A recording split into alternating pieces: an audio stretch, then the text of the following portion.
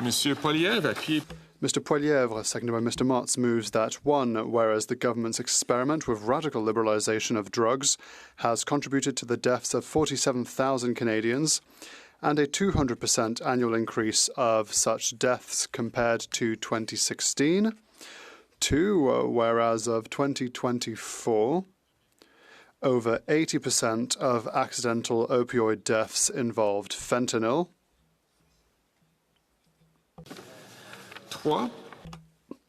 3. Whereas the reduced sentences for drug kingpins and lax borders contributes to these deaths and threatens our trade relationship with our biggest trading partner and greatest ally. 4.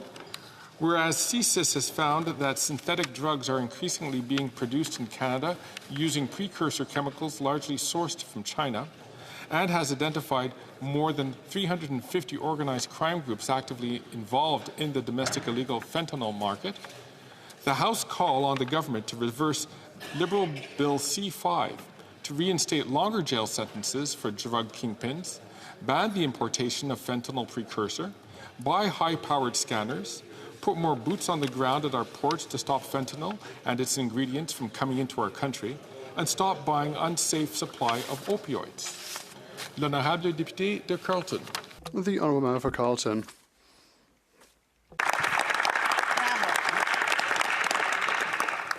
Mr. Speaker, a silent killer, relentless, ruthless, marching through our streets, stealing breath, stopping hearts, breaking spirits, numbing pain only to multiply it. An invisible force, malicious, merciless, taking our loved ones one by one, turning vibrant lives into fading echoes. How do we fight this silent killer when its poison lingers everywhere in the land? 47,000 Canadians have now died of fentanyl overdoses. This is more than died fighting for Canada in the Second World War. Never before seen homeless camps and drug dens overtake once beautiful communities where contorted bodies lie half dead on filthy sidewalks in scenes resembling third world squalor. The government tranquilizes our people with an unsafe supply of tax-funded narcotics, from which those same troubled souls then graduate to even more dangerous drugs. Drugs like fentanyl, which are 100 times more potent than heroin, now abound in our streets.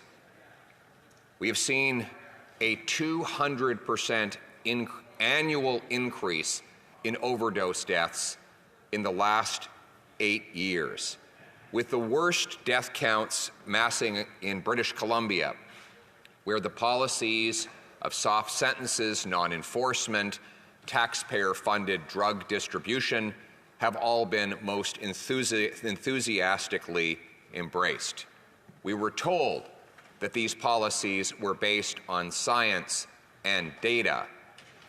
Yet all the science and data has proven these policies lethal and have proven the counterfactual, that is to say, the places that have done the opposite, to be far more secure and safe.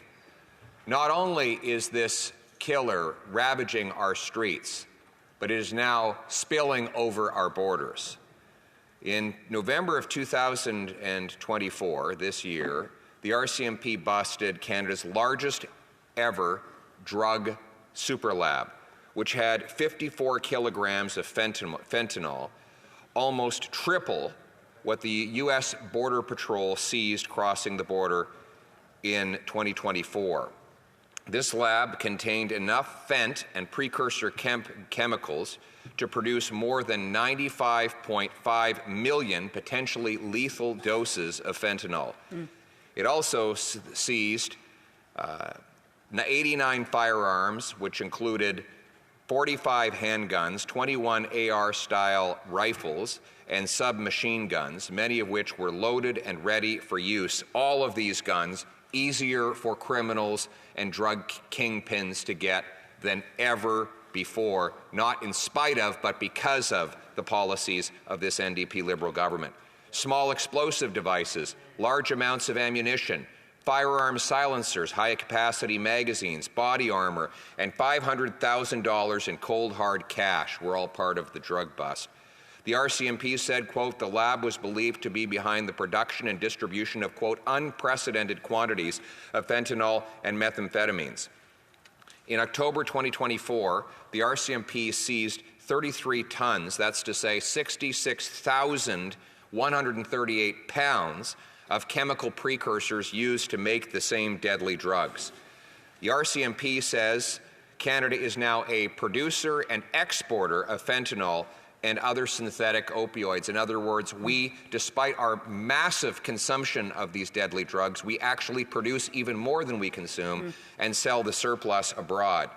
CSIS identifies that more than 350 organized crime groups are actively involved in domestic illegal fentanyl marketing. CSIS says the precursor chemicals are largely sourced from China. 80% of chemicals used in fentanyl production are actually legal and unregulated in Canada. They can be procured here and imported from China. And even if they weren't legal, the head of the border guards recently said that 99% of our incoming shipping containers go completely uninspected. So it wouldn't even matter if they were banned, because this government would have no way of stopping them from coming in. 84% of organized crime groups are involved in some aspect of the illicit drug trade, primarily in distribution. Street gangs are involved in fentanyl trade, and that has street gang involvement in that trade has more than doubled in 5 years. The U.S. Customs and Border Patrol seizure of fentanyl doses from Canada has gone from 239 kilograms to 839 kilograms. More than 3 times as much fentanyl was caught in 2023 than in 2024. The Customs and Border Patrol seizures of raw fentanyl was 14 pounds in 2022 and has risen to 43 pounds. That, by the way, might not sound like a lot, but 43 pounds of fentanyl is enough to kill almost 10 million people, to illustrate the deadly nature of this poison. And what has this government done in this regard? First of all, they passed C5 to reduce penalties for the murderers who produce and market these drugs. And I call them murderers. You might say, how do I know that those producing these drugs have committed murder? The answer is because if you produce fentanyl on a large scale, you know with statistical certainty that you will kill people. Right. There is no doubt that on a statistical basis, if you are selling 2,000 or 3,000 hits of fentanyl, someone will die as a result of your actions, and you know it. And this government has allowed these murderers to go out of jail, back onto the streets, legally import the ingredients that go into this deadly poison, whereby it can be sold to people who are hopelessly addictive and have no way of getting off the drugs. Right. Simultaneously to that, the government has found millions of dollars to subsidize the distribution of synthetic opioids that are used supposedly to, quote, reduce harm. And as my colleague from Kildonan St. Paul will point out, as I split my time with her, there is no doubt that the people are graduating from and using the proceeds of these tax-funded opioids to fund the fentanyl trade. While we have had wild inflation in almost every product that is on market in Canada, one thing that has become vastly cheaper is synthetic opioids like the ones the government funds.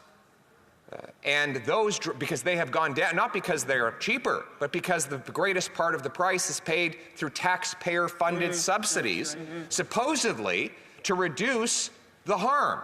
And now we know that it has done precisely the opposite. And it not only murders our people, but now threatens our livelihoods as our American friends now demand swift action to secure the borders to protect their people against the recklessness of this government. And that is why common sense conservatives are making proposals to stop the drugs. We call for the repeal of C5, the law that allows these drug kingpins to go free, to reinstate longer drug sentences for the kingpins, ban the importation of fentanyl precursors, buy high-powered scanners and put more boots on the ground at our ports to stop fentanyl, and reinforce that we have a strong border like we did 9 years ago. And it shouldn't have taken Donald Trump to make this point. That's right. Our government should have been thinking about our people. Yes. It's not because of another president that we should take these actions. It's because we believe that not one more mother should bury her face in her hands out of the heartbreak of losing a child. So we must take the swift actions to secure our borders, to lock up the drug murderers, to clear our streets of these toxins and poisons, invest in treatment and recovery, to bring our loved ones home drug-free and heal our nation. Thank you. Yes. Questions and comments? The Honourable Parliamentary Secretary to the Government House Leader. Thank you, Madam Speaker. I think it's shameful the way in which the Leader of the Conservative Party continuously downplays Canada, not only here in the Chamber or in Ottawa, but across the country and even into the States, Madam Speaker. Many would argue that he is nothing more than a puppet to the Donald Trump-elect, Madam Speaker. Quite frankly, the way in which he is actually... The way in which, Madam Speaker, he seems to want to exaggerate situations. Does the Leader of the official opposition know, for example, how many fentanyl deaths there were in the United States in 2023 or 2022 compared to Canada? Does he actually have stats, or is he always off the cuff, Madam Speaker? Honourable Leader of the Opposition. Madam Speaker, the member had no facts of his own, none whatsoever. That's right. And, you know, this from a party whose leader is too weak to stand up for our country, who's lost control of our borders and our immigration. I went and met with him to try and help him because he was so weak. And all he did, you know, showed up for the meeting late, disheveled like he had just gotten out of bed, had no plan whatsoever to defend Canada against the unfair threats of the Americans against our economy, no plan to secure our borders. That kind of weakness is intolerable in the best of times. It is impossible in these times. Yes. We need someone with the brains and backbone to stand up for our country, to protect our people against these drugs, secure our borders, and bring home the country we knew and still love. The Honourable Member for Montcalm. Thank you, Madam Speaker. The Leader of the Opposition seems to say, very seriously,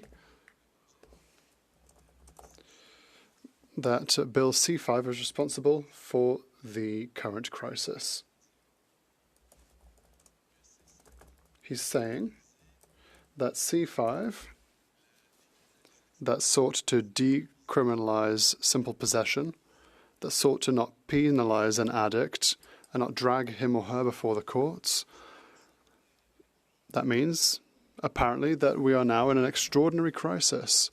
He's also now saying that C5 allowed drug kingpins to get off scot-free. Could he perhaps name them? He must know them, surely, to be making such statements. The Honourable Leader of the Opposition.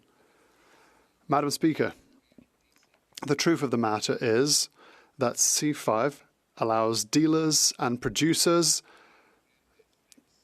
to have light sentences, not even being sent to prison, and C5 was an error, and that is why the Bloc Quebecois since had to change their mind and had to approve of a Conservative bill. I'm not sure if he remembers that he voted for the bill, but later on he voted to overturn C5. So I'm not quite sure if the Bloc Quebecois has now flip-flopped back to their original decision to support C5, but the Bloc Quebecois supports all policies that free criminals, all policies that lead to increased criminality. C325 will overthrow C5, will put dealers back in prison instead of just allowing them to watch Netflix at home. It's good sense, and I hope that they will support us. Thank you, Madam Speaker. Well, it is quite clear that the Conservative leader will not let facts get in the way of a good story. Earlier this year, when the Standing Committee on Health visited Vancouver on the ground at the very epicenter of this crisis, we were there for 2 days. Not one Conservative MP showed up to speak to the people who are dealing with this on a daily basis.